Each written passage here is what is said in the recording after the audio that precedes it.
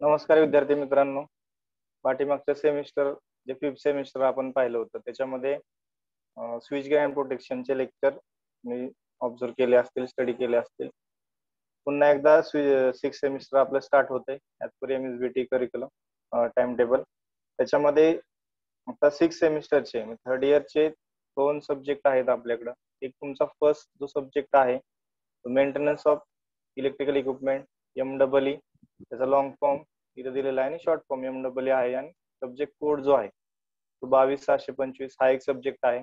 आणि सेकंड जो सब्जेक्ट आहे utilisation of electrical energy UEE, त्याचा सब्जेक्ट कोड आहे 22,626. तर फर्स्ट जे 2 सब्जेक्ट आहेत ते आपण त्याचे जे लेक्चर आहेत ते कंडक्ट करणार आहोत. तर हे जे 2 सब्जेक्ट आहेत त्याच्यामध्ये दोन्ही सब्जेक्टला प्रॅक्टिकल आहे, परंतु जो MEE विषय आहे तो जनरली मोटर आणि ट्रान्सफॉर्मरच्या टेस्टिंगच्या आणि मेंटेनन्सच्या रिलेटेड आहे. त्यासाठी एक्सटर्नल प्रॅक्टिकल आहे. आणि युटिलायझेशन जे सब्जेक्ट आहे त्याच्यामध्ये प्रॅक्टिकल आहे पण इंटरनल प्रॅक्टिकल आहे. तर या सब्जेक्टचं वॅटेज आपण सुरुवातीला बघूया. तर हा जो सब्जेक्ट जर घेतला त्याच्यामध्ये पॅटर्न सेमच आहे, 70+30 तुमचे मार्क्स असणार आहेत. 70 थेअरीचे एंड सेमिस्टर एक्झामिनेशन आणि 30 मार्क तुमचे थेअरी PA चे. त्याच्यामध्ये क्लास टेस्ट 1, क्लास टेस्ट 2 आणि मायक्रो प्रोजेक्ट यांचे मिळून 30 मार्क, असे टोटल 100 मार्क असतील. आणि प्रॅक्टिकलचे 50 मार्क्स आहेत.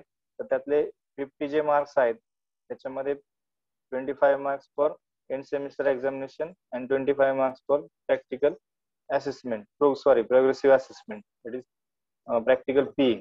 हे टोटल मिळून तुमचे 150 मार्क्सचा हा सब्जेक्ट आहे. Same weightage utilisation of electrical UEE साठी आहे. ठीक आहे. 70+30 आणि 25+25. फक्त 25 हे इंटरनल एक्झामिनेशन आहे आणि टोटल 150 150 मार्क्स हे UEE ला आहेत. आणि हे बाकीचे सब्जेक्ट आहेत EEC, electrical estimation and contracting, scheme सेमच आहे. फक्त चौथा जो सब्जेक्ट आहे emerging trends in electrical engineering, that is ETE, तो विषय फक्त थेअरीसाठी आहे. त्याच्यावरती प्रॅक्टिकल नाहीये तुम्हाला. फक्त थेअरीचे 70+30 असे टोटल 100 मार्क्स आहेत. आणि हे इलेक्टिव्ह सब्जेक्ट आहेत. त्याच्यातला कोणताही तुम्ही घेऊ शकता. 3 सब्जेक्ट इलेक्टिव्ह IDC आहे, PSO आणि ESP. आणि लास्ट आहे तो कॅपस्टोन प्रोजेक्ट 3rd इयर साठी एकदम इम्पॉर्टंट. त्याच्यामध्ये तुम्हाला जो तुम्ही पाठीमागच्या सब्जेक्टला CPP पाहिला असेल तो CPE एक्झिक्युशन आहे. म्हणजे तुम्ही जो रिपोर्ट बनवला असेल, थेअरी कलेक्ट केली असेल प्रोजेक्टची, तीच आता तुम्हाला मॉडेल प्लस एक ब्लॅक बुक फायनल रिपोर्ट बनवावा लागतो. आणि त्या प्रोजेक्टचं जर वॅटेज पाहिलं तर जी एंड सेमिस्टर एक्झामिनेशन आहे ती 50 मार्क्स साठी आहे आणि 50 मार्क्स तुमचे प्रोग्रेसिव्ह असेसमेंट साठी आहेत. असे टोटल 100 मार्क्स हे प्रॅक्टिकल, म्हणजे त्याची प्रोजेक्ट साठी 100 मार्क्स आहेत. टोटल सेमिस्टर तुमचं पाहायला गेलं तर 800 मार्क्स आहेत. ठीक आहे. त्यातले 300 मार्क हे प्रॅक्टिकल म्हणजे टर्मवर्क आहे आणि राहिलेले जे 500 मार्क आहेत ते तुमचे थिअरी एक्झामिनेशन वरती डिपेंड आहे. ठीक आहे. त्याच्यानंतर सब्जेक्टचा सिलेबस जर पाहिला तर फर्स्ट सब्जेक्ट जो आहे आपला 6th सेमिस्टरचा मेंटेनन्स ऑफ इलेक्ट्रिकल इक्विपमेंट तो आहे. त्याचा सब्जेक्ट कोड इथं दिलेला आहे. 3 ग्रुपसाठी प्रोग्राम साठी वापरू शकतो, EE, EP आणि EU. इलेक्ट्रिकलचे 3 जे प्रोग्राम आहेत त्या 3 प्रोग्राम साठी सब्जेक्ट कोड आणि सब्जेक्ट सिलेबस सेमच आहे. त्याच्यानंतर आपण सब्जेक्ट सिलेबस जाऊया. हे COज आहेत. 5 चॅप्टरचे 5 COज, त्याच्यावरती सिलेबस टोटली डिपेंड आहे आपल्या सब्जेक्टचा. ठीक आहे. तर युनिट नंबर 1 जे आहे ते थोडक्यात मी फक्त सिलेबस मध्ये काय आहे ते सांगतो. Safety and prevention of accident त्याच्या रिलेटेड पूर्ण युनिट आहे. त्याचे टॉपिकचे जे कंटेंट आहेत ते इथं दिलेले आहेत. त्याच्यामध्ये तुमचे सेफ्टी प्रॅक्टिसेस, डेफिनेशन ऑफ सेफ्टीची, हजार्ड म्हणजे काय, accident means what, dos and don'ts आहेत, त्याचे कुठले कुठले आहेत ते लिस्ट आहे. Electrical shock, factor influencing severity of shock, हे सगळे आहेत. आर्थिंगचा काय टॉपिक आहे युनिट नंबर 1 मध्ये. ठीक आहे. युनिट नंबर 2 जे आहे मेंटेनन्स शेड्यूल आहे. आता मेंटेनन्सचे टाइप्स वगैरे टाइप्स आहेत त्याच्यावरती, ब्रेकडाऊन, रुटीन, प्रिव्हेंटिव्ह मेंटेनन्स. त्याच्यानंतर recommended maintenance schedule of transformer, maintenance शेड्यूलचे चार्ट आहेत, ट्रान्सफॉर्मरचा आहे, सिंगल फेज मोटरचा, 3 फेज मोटरचा आहे त्या याच्यामध्ये. त्याच्यानंतर युनिट नंबर 3 जे आहे testing and maintenance of rotating machine, म्हणजे मोटर आणि जनरेटर अल्टरनेटरच्या रिलेटेड सिलेबस आहे. मोटरचं टेस्टिंग आहे, सगळे मेथड्स आहेत, म्हणजे टाइप्स ऑफ टेस्ट कुठल्या कुठल्या असतील तर routine test, type test, special test, supplementary test, ह्या सगळ्या टेस्टच्या टाइप्स आहेत ते. आणि वेगवेगळ्या म्हणजे तुम्ही बघितलं डायरेक्ट लोडिंग मेथड असेल, ब्लॉक रोटर टेस्ट असेल, ते ह्याच्यामध्ये सगळे इन्क्लूड आहेत. आणि सगळ्या मेन तुमच्या मोटर आणि अल्टरनेटरच्या किंवा जनरेटरच्या रिलेटेड आहेत, रोटेटिंग मशीनच्या रिलेटेड चॅप्टर आहे. त्याच्यानंतर ट्रबल शूटिंग चार्ट आहे, त्याच्यामध्ये फाउंडेशन रिक्वायरमेंट काय काय असतील आणि टूल्स आहेत, त्या टूल्सचे वे फंक्शन्स आहेत, बेरिंग कूलर असेल, फायलर गेज असेल, डायल टेस्ट इंडिकेटर असेल, हे सगळं आहे. त्याच्यानंतर तुमचं जे युनिट नंबर 4 आहे testing and trouble shooting of transformer, same मोटरचं जसं पाहिलं होतं टेस्टिंग आहे, त्याच्यानंतर causes, trouble shooting, foundation requirement आहे त्याच्यामध्ये. ठीक आहे,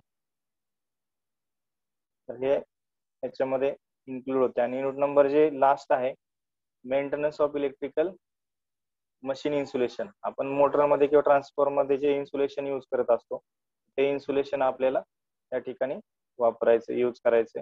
त्याच्यानंतर क्लासिफिकेशन ऑफ इन्सुलेशन मटेरियल जे आहे त्याचे क्लास, आपण जो चार्ट बघितला होता एवढं तुमचा EMW जो सब्जेक्ट आहे त्याच्यामध्ये तो चार्ट परत आपल्याला स्टडी करायचा आहे. क्लासचे पडतात क्लास वाय, क्लास बी असेल, सी असेल, तर हे त्याच्यामध्ये स्टडी करायचे, डिपेंड्स ऑन टेम्परेचर. त्याच्यानंतर ट्रान्सफॉर्मर ऑइलच्या प्रॉपर्टीज आहेत, त्याची डायलेक्ट्रिक स्ट्रेंथ टेस्ट आहे, नंतर व्हॅक्युम इम्प्रेग्नेशन प्लांट आहे, VIP म्हणतो आपण, त्याची डायग्राम आहे. तर हा सिलेबस आहे, त्याचं वॅटेज चॅप्टर वाईज इथं दिलेला आहे. ठीक आहे, तुम्ही जर फर्स्ट चॅप्टर बघितला तर फर्स्ट चॅप्टर साठी 10 मार्क्सचं वॅटेज आहे. त्याच्यानंतर सेकंड चॅप्टर जर बघितला 10 मार्क्सचं वॅटेज आहे. थर्ड युनिट जर बघितलं तर 20 मार्क आहेत. फोर्थला परत 20 मार्क्स आहेत आणि लास्ट साठी परत 10 मार्क्स, अशी टोटल 70 मार्क्स आपला MW सब्जेक्ट आहे. आणि याच्यामध्ये प्रॅक्टिकल पण आहेत, प्रॅक्टिकलची लिस्ट सिलेबस मध्ये दिलेली आहे. ठीक आहे, त्यातले 12 परफॉर्म, टोटल 16 आहेत, त्यातले 12 परफॉर्म करणं कंपल्सरी आहे. ही लिस्ट मी सिलेबस तुम्हाला डिस्क्रिप्शन मध्ये देईलच. तर हे सगळे प्रॅक्टिकल आहे, टेस्टिंग आहे पूर्ण. ठीक आहे, फॉर एक्झाम्पल बघा, perform no load test, measure winding resistance of single phase induction motor, सगळ्या टेस्टिंग आहे. ब्लॉक रोटर टेस्ट आहे. ठीक आहे, नंतर ब्रेक लोड टेस्ट आहे मोटरवरती. तसेच ट्रान्सफॉर्मरच्या पण टेस्टिंग आहेत, open circuit test, short circuit test आहे, बॅक टू बॅक टेस्ट आहे. तर हा MW subject maintenance of electrical equipment. त्याच्यानंतर युटिलायझेशन ऑफ इलेक्ट्रिकल एनर्जी दुसरा सब्जेक्ट जो आहे 6 सेमिस्टरचा, तो पण आपण कव्हर करणार आहे. सब्जेक्ट कोड दिलेला आहे इथं, COs दिलेले आहेत 5 चॅप्टरचे. हे तुमचं टीचिंग एक्झामिनेशन स्कीम आहे जे आपण बघितली. तर प्रॅक्टिकल हे जे आहेत लिस्ट दिलेली आहे प्रॅक्टिकलची, त्याच्यामध्ये छोटे छोटे practical, identify and different lighting accessories required for various types of lamps, lamp साठी लागणारे ऍक्सेसरीज आयडेंटिफाय करायची, छोटे छोटे प्रॅक्टिकल आहेत थेरॉटिकली.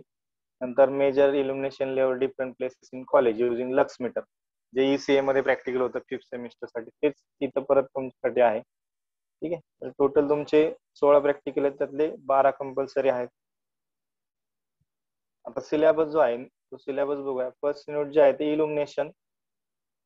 ठीक आहे, इल्युमिनेशन मध्ये त्याचे डेफिनेशन असतील वेगवेगळ्या, illumination flux, solid angle, luminous intensity, lux, candela power, या डेफिनेशन आहेत. काय फॅक्टर आहेत, वेस्ट लाईट फॅक्टर आहे, कोएफिशियंट ऑफ युटिलायझेशन आहे, मेंटेनन्स फॅक्टर आहे, त्याची डेफिनेशन किंवा फॉर्म्युले पाहिजे.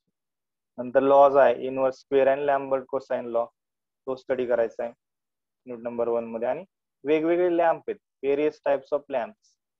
ठीक आहे, मग ते तुमचे low pressure, high pressure, mercury, sodium vapour lamp असतील, CFL असेल, फ्लोरोसेंट ट्यूब असेल, LED असेल, त्याचे डायग्राम, कन्स्ट्रक्शन, वर्किंग पाहिजे. ठीक आहे, लॅम्पच्या रिलेटेड पूर्ण चॅप्टर 1 आहे.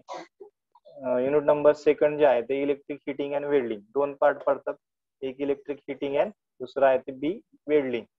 तर इलेक्ट्रिक हिटिंगचा कन्सेप्ट आहे, नंतर हिटिंगचे टाइप्स, आपल्याला स्टडी करायचे, डायग्राम आहेत त्याच्या. आणि बी पार्ट मध्ये वेल्डिंग आहे, त्या वेल्डिंगचे सगळे टाइप्स ऑफ वेल्डिंग आणि प्रत्येक वेल्डिंगची डायग्राम, कन्स्ट्रक्शन, वर्किंग हे युनिट नंबर सेकंड मध्ये पाहिजे. युनिट नंबर थर्ड जे आहे इलेक्ट्रिक ड्राईव्ह अँड इलेव्हेटर्स. ठीक आहे, इलेक्ट्रिक ड्राईव्ह अँड इलेव्हेटर त्याच्यामध्ये पण दोन पार्ट आहेत, इलेक्ट्रिक ड्राईव्ह एक आहे आणि इलेव्हेटर असे दोन पार्ट आहेत.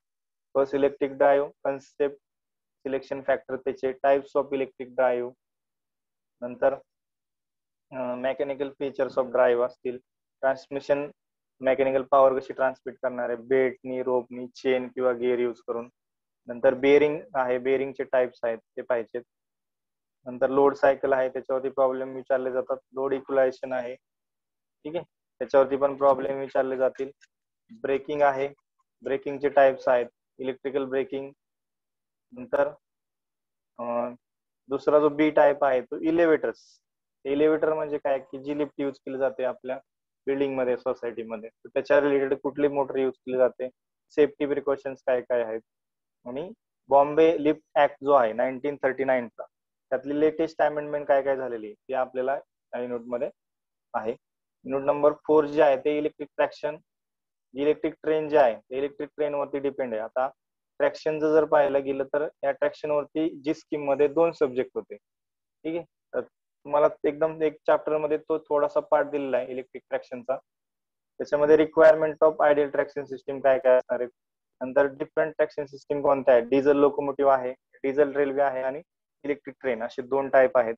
नंतर सप्लाय दिला जातो आपल्या रेल्वेला, तो डीसी आणि एसी असे 2 टाइप मध्ये दिला जातो, किंवा कंपोजिट पण दिला जातो, कंबाईन, तो पाहायचा आहे.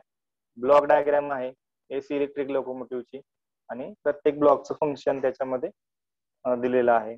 आणि याच्यामध्ये काय प्रॉब्लेम पण आहे, ऍव्हरेज स्पीड, शेड्यूल स्पीड, त्याचे डेफिनेशन फॉर्म्युला आणि प्रॉब्लेम आहे. स्पीड टाइम कर्व त्याच्यावरती प्रॉब्लेम आहेत, ठीक आहे. आणि करंट कलेक्शन सिस्टीम, ओव्हरहेड आणि तुमची कंडक्टर सिस्टीम असे 2 टाइप आहेत, पॅन्टोग्राफ वापरले जातात. आणि सर्व्हिसेस, ट्रॅक्शन सर्व्हिसेस कोणत्या कोणत्या आहेत, urban, suburban, main line, metro rail, monorail. तर त्याचे ऍडव्हान्टेज, डिसएडव्हान्टेज, डिफरन्स काय तो आपल्याला पाहायचा आहे. त्याच्यानंतर युनिट नंबर जे 5 लास्ट आहे, tariff and power factor improvement. ठीक आहे, तर टॅरिफ एक पार्ट आहे आणि पॉवर फॅक्टर इम्प्रुव्हमेंट एक पार्ट आहे. ईसीए मध्ये हे दोन्ही पण झालेलं आहे, त्याच्यामध्ये फक्त तुम्हाला थोडंसं रिवाइज करायचं. टॅरिफची डेफिनेशन, त्याचे डिझायरेबल कॅरेक्टरिस्टिक्स, नंतर फ्लॅट रेट, ब्लॉक रेट, आणि वेगवेगळे टाइप्स आहेत, टाइम ऑफ डेट, मग TOD tariff, maximum demand tariff, ह्याच्या डिस्क्रिप्शन पाहायचे. नंतर बी जो पार्ट आहे तो महत्वाचा आहे, पॉवर फॅक्टर. तर पॉवर फॅक्टरची डेफिनेशन, नंतर disadvantage of low power factor आणि advantage of high power factor. त्याच्यामुळं नंतर लो पॉवर फॅक्टर कुठले रिझन्स मुळे असू शकतो आणि हाय पॉवर फॅक्टर कुठल्या रिझन्स मुळे होऊ शकतो, कुठले डिव्हाइसेस वापरणार आहेत ते स्टडी करायचं. आणि पॉवर फॅक्टर इम्प्रूव्ह झाल्यानंतर आपल्या टॅरिफ वरती, एनर्जी बिलावरती काय इफेक्ट होतो तो आपल्याला युनिट नंबर 5 मध्ये स्टडी करायचा आहे. त्याच्यानंतर हा मार्किंग जे आपले किती मार्कला कुठला चॅप्टर आहे, युनिट आहे ते आहे. फर्स्ट युनिट जर बघितलं आपण तर 8 मार्क्स साठी आहे. युनिट नंबर सेकंड, थर्ड आणि फोर्थ हे 18 मार्क्स साठी आहे. आणि लास्ट युनिट परत किती मार्क्स साठी, 18 मार्क्स, 8 मार्क्स साठी आहे. महत्वाचे 3 चॅप्टर आहेत, सेकंड, थर्ड आणि फोर्थ. तुमचे 54 मार्क्स इथंच कव्हर होतात, ठीक आहे. तर हे आपले 2 सब्जेक्ट ज्याचे लेक्चर आपण कंडक्ट करणार आहोत.